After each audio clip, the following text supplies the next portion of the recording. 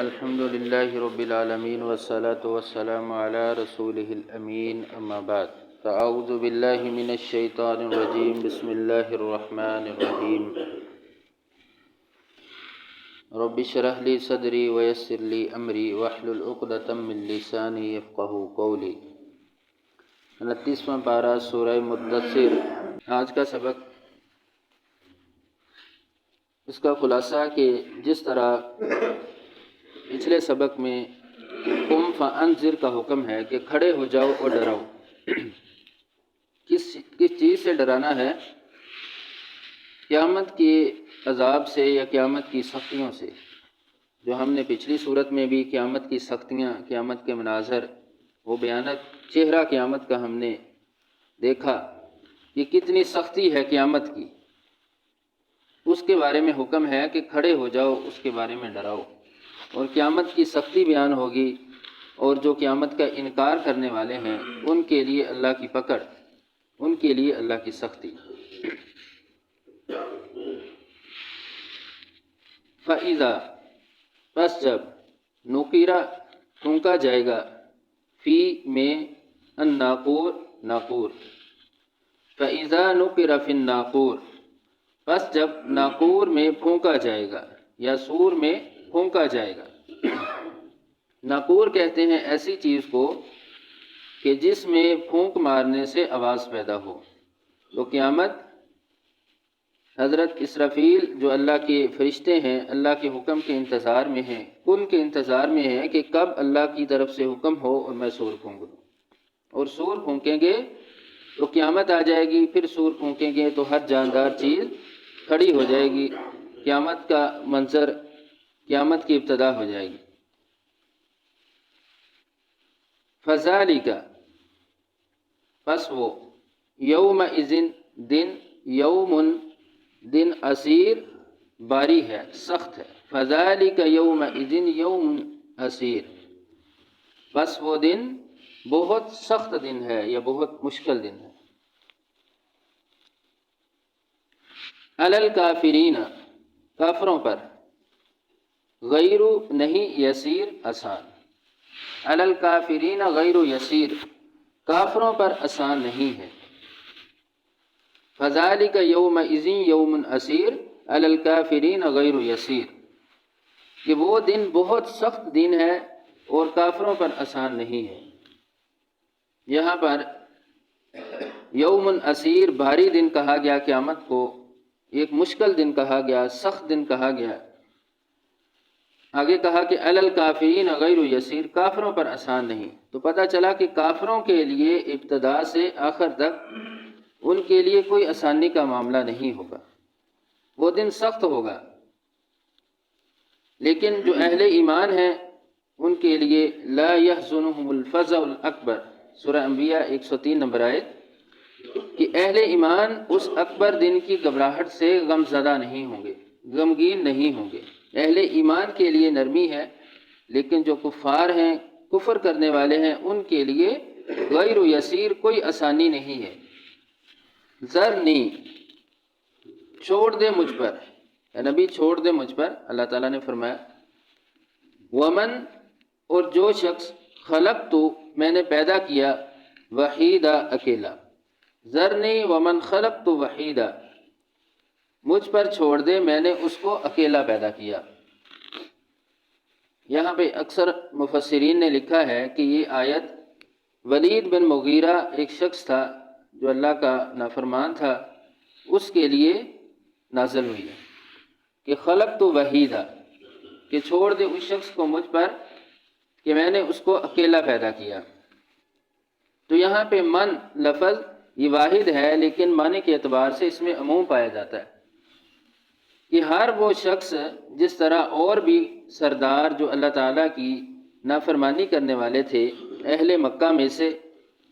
اپنے مال و دولت کی وجہ سے وہ متکبر تھے، تکبر کرنے والے تھے، تو ہر وہ شخص جس میں یہ تکبر پایا جائے، متکبر بن جائے، وہ خواہ مکہ سے تعلق رکھنے والا ہو یا دنیا کے کسی بھی کونے سے، جس میں یہ صفات پائی جائیں گی، تو ومن خلق تو وحیدہ، وحیدہ کہ میں نے اکیلا پیدا کیا، اس کے بھی دو معنی، ایک یہ کہ جب پیدا کیا تب وہ اکیلا تھا، دوسرا کہ اللہ تعالیٰ نے اس کو پیدا کیا، اللہ کے پیدا کرنے میں اللہ کا کوئی شریک نہیں۔ وجعلت، اور میں نے بنایا یا میں نے کر دیا، لہو، اس شخص کے لیے، ولید کے لیے، مال ممدودا، لمبا۔ وجعلت لہو مالا ممدودا، اور میں نے اس کے لیے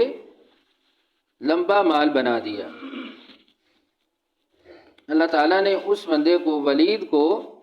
بہت زیادہ مال و دولت دیا ہوا تھا، مال مویشی، باغات، تجارت، کاروبار، زمین، ہر چیز بہت لمبی چوڑی تھی۔ ممدودہ، وبنین شہودا، وبنین، اور بیٹے، شہودا، حاضر رہنے والے،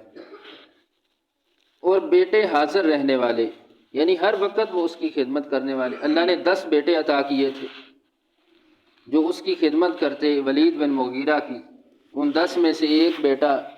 سیدنا خالد بن ولید رضی اللہ تعالیٰ عنہ تھے۔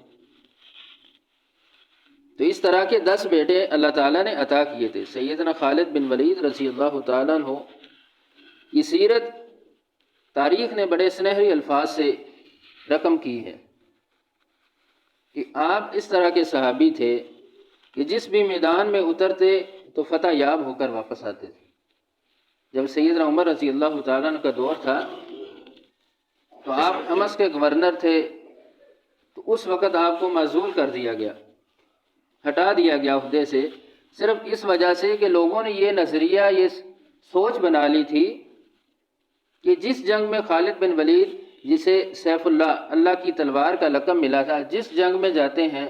فتح یاب ہو کے آتے ہیں، یعنی سبب انہوں نے خالد بن ولید رضی اللہ تعالیٰ عنہ کو بنا لیا، حالانکہ اللہ کے حکم سے، اللہ کی اذن کے ساتھ یہ سب کچھ ہوتا تھا۔ تو اس وجہ سے امام طبری نے، امام ابن کثیر نے، امام ابن اسیر نے یہ بات لکھی ہے کہ اس نظریے اور سوچ کو ختم کرنے کے لیے سیدنا عمر رضی اللہ تعالیٰ عنہ نے ان کو معزول کر دیا تھا۔ وہ جنگ موتا، یہ جس میں ایک طرف 3,000 مسلمان ہیں اور ایک طرف 2 لاکھ عیسائی تھے، 3 سپہ سالار جو مسلمانوں کے بیک وقت شہید ہوئے، ان کے بار قیادت خالد بن ولید رضی اللہ تعالیٰ عنہ کے ہاتھ میں۔ جب آپ نے کمان کو سنبھالا تو وہی 3,000 2 لاکھ پہ غالب آ گئے۔ تو اس طرح لوگوں کا یہ نظریہ اور سوچ بن چکی تھی۔ وَبَنِينَ شُهُودًا، اور اس طرح کے 10 بیٹے اللہ تعالیٰ نے اس کو عطا کیے تھے جو ہر وقت اس کی خدمت کرتے تھے۔ وَمَهَّدتُّ لَهُ تَمْهِيدًا، اور سمان کیا، لہو، اس کے لیے، تمہیدا، سمان کرنا۔ وَمَهَّدتُّ لَهُ تَمْهِيدًا، اور میں نے سمان کیا اس کے لیے سمان کرنا، یعنی اللہ تعالیٰ نے کہا کہ میں نے ہر طرح کا سامان اسے عطا کیا، جاہ و جلالت، سرداری، مال و دولت، بیٹے، یعنی ہر طرح کا سامان اللہ تعالیٰ نے اسے عطا کر دیا۔ ثم، پھر بھی، ثم،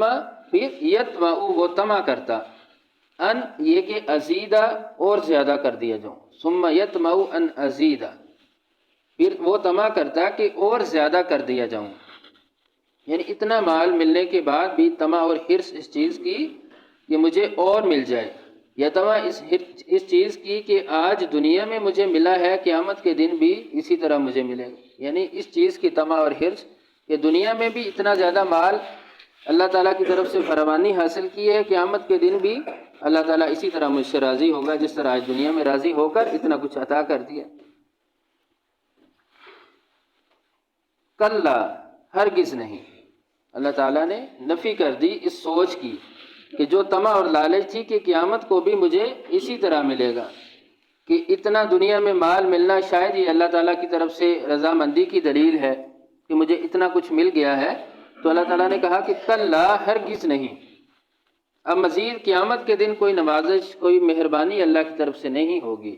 کیوں نہیں ہوگی؟ انہو، بے شک وہ ولید، کانا تھا، لآیاتنا، ہماری آیات کو، انیدا، اسے اناد رکھنے والا، انہو کانا لآیاتنا انیدا، بے شک وہ ہماری آیات سے مخالفت رکھنے والا تھا۔ ایک مخالفت کہ سمجھ نہیں، علم نہیں، وہ ہوتی ہے، ایک مخالفت ہوتی ہے جان بوجھ کر ضد کی بنیاد پہ، تو انیدہ وہ مخالفت ہے کہ جو ضد کی بنیاد پر کی جانے والی ہے۔ انہ کان لآیاتنا عنیدا، وہ ضد کی بنیاد پہ مخالفت کرتا ہے، یعنی حق کو پہچاننے کے باوجود پھر بھی وہ رسول اللہ صلی اللہ علیہ وسلم کی مخالفت کرتا تھا۔ تو ہر وہ شخص جو حق کو پہچان لینے کے بعد مخالفت کرے تو وہ اس کے لیے اللہ کا حکم کلا، کہ کوئی اس کے لیے نرمی نہیں ہوگی قیامت کے دن، کوئی اس کے لیے اللہ کی مہربانی نہیں ہوگی جو حق کو پہچان لے پھر بھی مخالفت کرے، اس کو چھوڑ دے، اس کو پس پشت ڈال دے۔ تو وہ حق کو چھوڑنے والا تھا اپنی ضد کی وجہ سے، اپنے مال و دولت کی وجہ سے، سرکشی اور بغاوت کی وجہ سے۔ سبحان ربک رب العزت عما یصفون وسلام علی المرسلین والحمد للہ رب العالمین۔